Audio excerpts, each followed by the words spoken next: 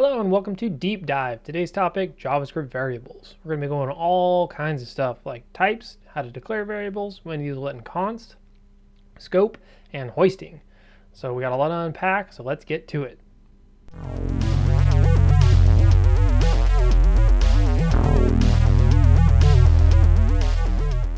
The first thing we got to do before we get started is to define what we're talking about. So according to the MDN, a variable is a named location for storing a value. That way an unpredictable value can be accessed through a predetermined name. All that really means is that it's a placeholder. So we got all this information that we want to remember, but we only remember one word. That's a variable. Now let's talk about types. JavaScript is a dynamically typed language, so we generally don't have to worry about assigning that type of data. However, knowing the types makes debugging a lot easier. The first one out of the gate is null, which represents the intentional absence of any object value. Basically, this is you, the human, saying this variable has no value. Here's an example of using null in a function to consistently return the same value. As you can see, we have a function that takes in a value and checks to see if that value is equal to 3, and if so, return the value. If not, it will return null. It's worth of note that if it does not return null, it will return undefined. Undefined defines a variable that does not have a value. In other words, the JavaScript engine is aware that a variable exists, but it has no value. This may seem similar to null, but they are different.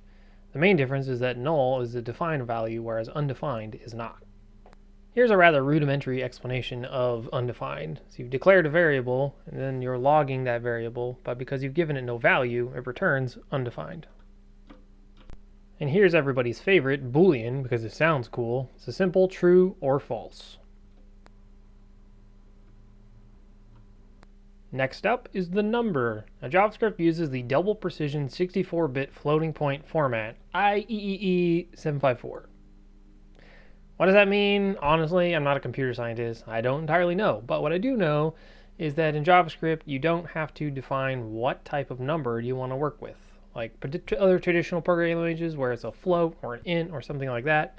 You don't got to worry about that. You just define the number that you want to deal with and deal with it. For example, here we have a number 4 and a 5.1, and when you put those together, it gives you 9.1. Next up, we have a string, which is a sequence of characters. For example, this sentence. The elusive JavaScript object. An object initializer is a comma delimited list of 0 or more pairs of property names and associated values of an object enclosed in curly braces. Wow, that's a lot of words. Let's take a look at an example. Walking through our definition here, an object initializer is a comma delisted list, so there's commas, of 0 or more pairs. Now in this example there's 2, but you could have 0, of property names and associated values of an object enclosed in curly braces. Sweet. Now some might be wondering, where does the array fit into all this? Well, technically an array is an object. If you don't believe me, run this and I guarantee you it will return true. A brief aside from the illustrious Kyle Simpson, it's most appropriate to think of arrays as subtypes of objects, in this case with the additional characteristics of being numerically indexed and maintaining an automatically updated .length property. So while arrays are technically objects, they could be considered subtypes. The symbol. They have unique identifiers, and no two symbols will ever be the same. The symbol was added in 2015 in ES6, and honestly, I haven't really used it that much in production. I know you can use it for creating unique IDs in objects, but that's about it. As a bonus, undeclared. Undeclared means that the variable you are trying to access is not available in the current scope. And don't worry, we'll talk about scope here in a second. There are 3 different ways to declare variables in JavaScript: var, let, and const. And we're going to talk about all 3. The first up is var. Before let and const came along, this was the only way to define a variable in JavaScript. It can be changed and it is scoped either globally or locally to an entire function. And then in 2015, along came let, an ES6 way of declaring a variable. It can be changed, it is scoped to a block, and let variables are not initialized until their definition is evaluated. Similar to let, const is also an ES6 way of declaring a variable. It cannot be changed after instantiation and is also scoped to the block. You're probably wondering, when do I use var, when do I use let, and when do I use const? Well, as far as var is concerned, don't use it anymore. Let and const have 94% global compatibility in the browser, which means you can use it in almost any case. If you want to support older browsers, just use something like Babel to polyfill. As far as let and const are concerned, it gets broken down into two different camps. Just a quick reminder, the difference between let and const is that let is mutable while const is not. Which is why the first camp is I don't trust anyone. So you use the const first for every single variable, and if something comes along that you do need to change it, you can change it to a let. The second is I trust myself. This method says use let for everything, and if the need comes along you need to make sure a variable can't be changed, change it to a const.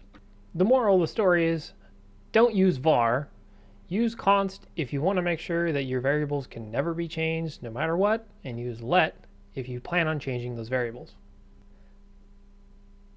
What if I told you you could change the past? Check this out.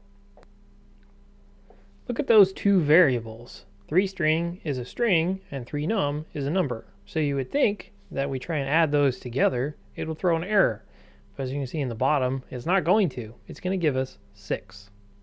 The reason it does that is because JavaScript is coercing that 3string into a number so that it can perform a math function. While this is probably fine in this scenario, if you're trying to evaluate truthiness, you could run into problems. Scope refers to the current context of execution. This can mean different things if you're talking about var or let and const, and scope comes in two flavors, local and global. Global scope refers to anything at the top level of the file. In this example, we have 3 different global variables all defined at the top level of the file, and they are all available within the function at the bottom. With local scope, as I mentioned earlier, varies depending on whether you're talking about var or let versus const.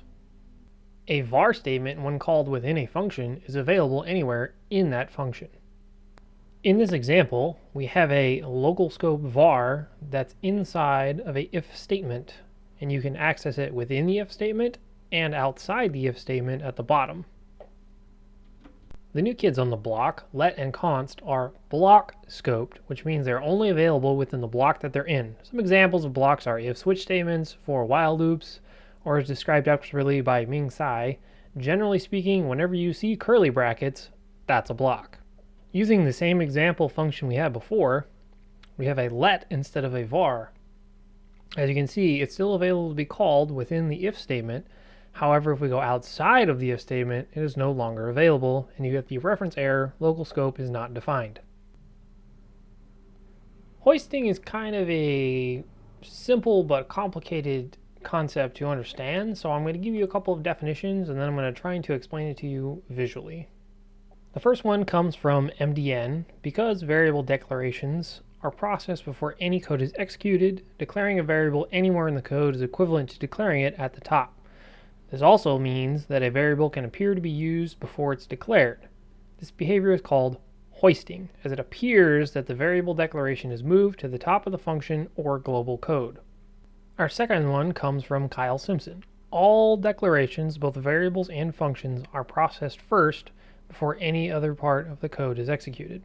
To show you visually, I'm going to use Tyler McGinnis's JavaScript visualizer. In this simple example, we're saying that hoisted var has a value of I've been hoisted before we're declaring it and then console logging that value. Now you would think intuitively that because we had declared it afterwards, it's not going to work. However, along comes hoisting. So when we step into it, you'll see during the creation phase, the first thing that happens is that hoisted var is given a value of undefined.